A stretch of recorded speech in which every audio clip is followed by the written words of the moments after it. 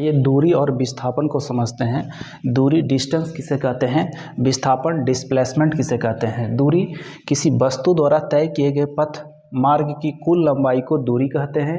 विस्थापन प्रारंभिक बिंदु और अंतिम बिंदु के बीच की न्यूनतम दूरी को विस्थापन कहते हैं। जैसे यहाँ कोई ए पॉइंट है और हमको जाना है इस पॉइंट पे, ए से हम पहले बी पे गए, बी से सी पे गए, सी से डी पे गए, तो हमारा दूरी जो है दूरी बराबर हो जाएगा A B plus B C plus C D. लेकिन विस्थापन जो है, विस्थापन प्रारंभिक बिंदु और अंतिम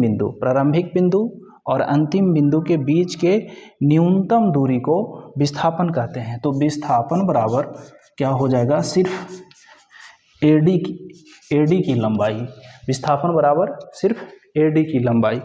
आइए एक और एग्जांपल से समझते हैं। ये है हमारा स्कूल है और ये हाईवे है, रोड है, यहीं पे हमारा घर है, ठीक ना। और घर से हम स्कूल जाते हैं और घर से गांव का जो स्कूल होता है वो एकदम जिलेबिया कट रोड होता है, ऐसे ऐसे ऐसे ऐसे तब पहुंचते हैं स्कूल।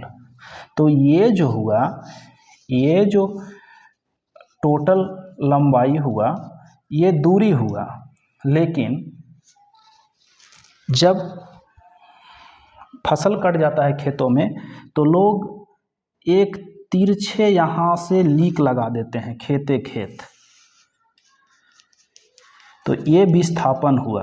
क्या हुआ, विस्थापन हुआ। प्रारंभिक बिंदु और अंतिम बिंदु के बीच के न्यूनतम दूरी को विस्थापन कहते हैं। तो घर से स्कूल पहुंचने का सबसे छोटा रास्ता कौन है, न्यूनतम दूरी कौन है, यहाँ से ये तिरछे जो खेत लीक लगा दिया जाता है।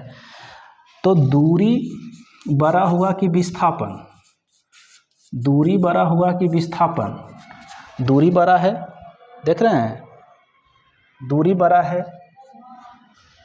लेकिन कभी कभी अब मान लो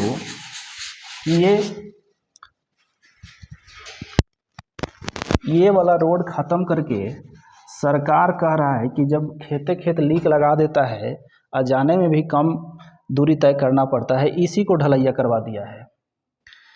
तो ये दूरी विस्थापन के बराबर भी हो सकता है, दूरी विस्थापन से बड़ा होता है या बराबर भी हो सकता है। हमेशा पूछता है कि दूरी और विस्थापन का अनुपात क्या होता है। दूरी और विस्थापन का अनुपात 1 से बड़ा होता है या बराबर भी हो सकता है।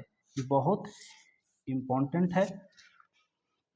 आशा करते हैं कि आप समझ गए होंगे।